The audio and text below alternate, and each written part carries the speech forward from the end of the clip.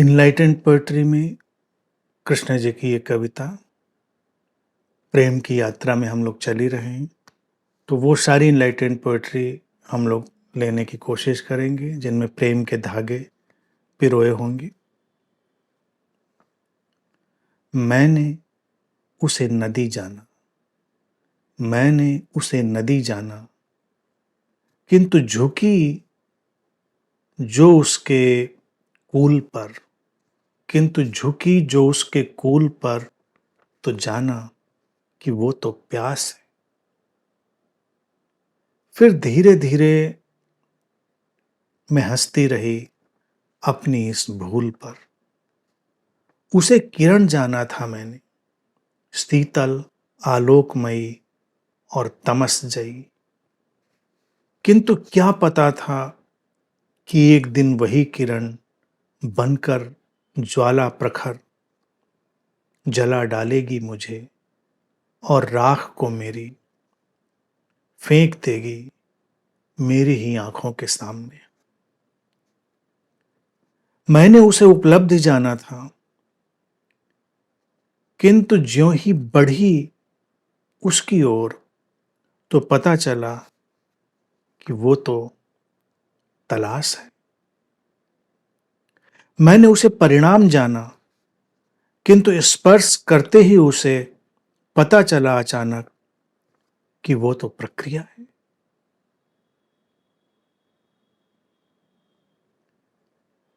प्रेम के रहस्यों के ताने बाने मनुष्य की समझ से परे हैं। इसीलिए तो प्रेम को हम कह देते हैं बेबूझ है। बेबूझ नहीं है, बुझाया जा सकता है, समझा जा सकता है, लेकिन समझ के लिए तैयारी चाहिए, धैर्य चाहिए। हम निष्कर्ष निकालने में पड़े रहते हैं, और प्रेम का दुश्मन है निष्कर्ष, रिजल्ट, जल्दबाजी। किसी भी चीज का तुरंत निष्कर्ष निकालो, प्रेम है नहीं है, ये प्रेम है ये ना प्रेम है, ये घटना प्रेम की थी ये घटना अप्रेम की थी। Who knows. प्रेम के ढंग रास्ते ऐसे हैं कि हमारी समझ से कई गुना गहरे हैं।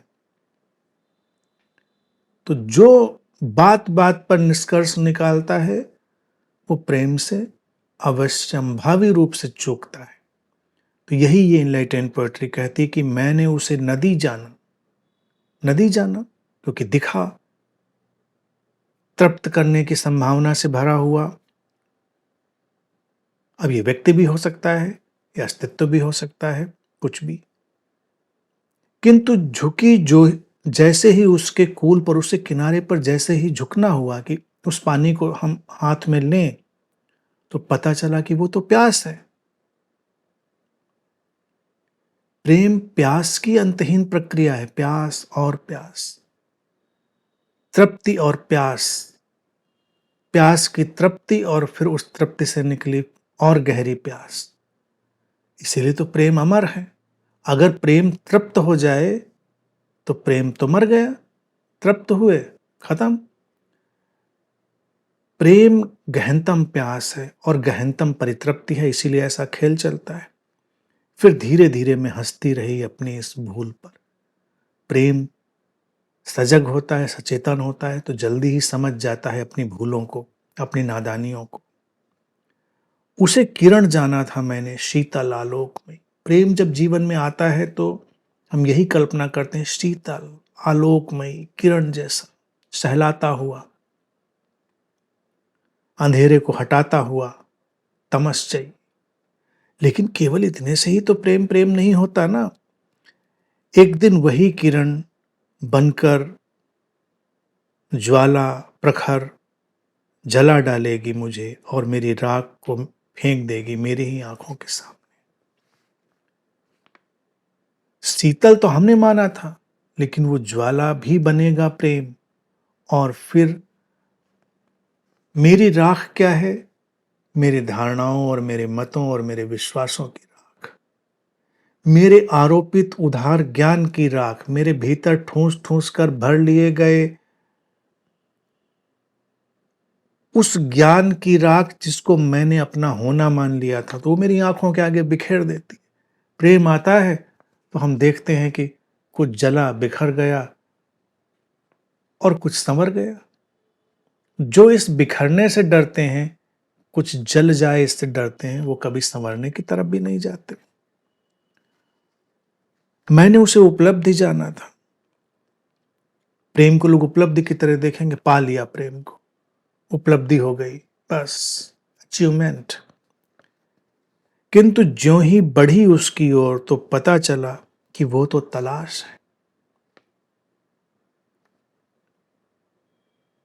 खोज, अंतहीन तलाश, उपलब्धि नहीं। उपलब्धि तो ठहर जाना है, प्रेम तो ठहरना जानता नहीं।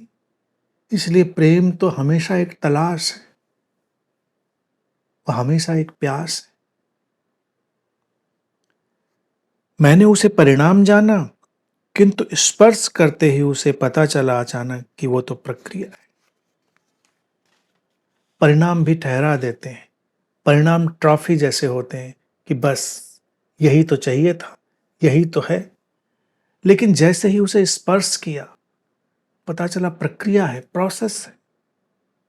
अभी तो परिणाम आते जाएंगे, अभी तो परिणामों का सिलसिला चलता चला जाएगा। परिणाम बनेंगे, बिखरेंगे, प्रक्रिया चलती रहेगी। प्रक्रिया कभी रुकती नहीं, परिणाम बनते हैं और मिट जाते हैं। इसलिए प्रेम परिणाम नहीं होगा, प्रक्रिया होगा।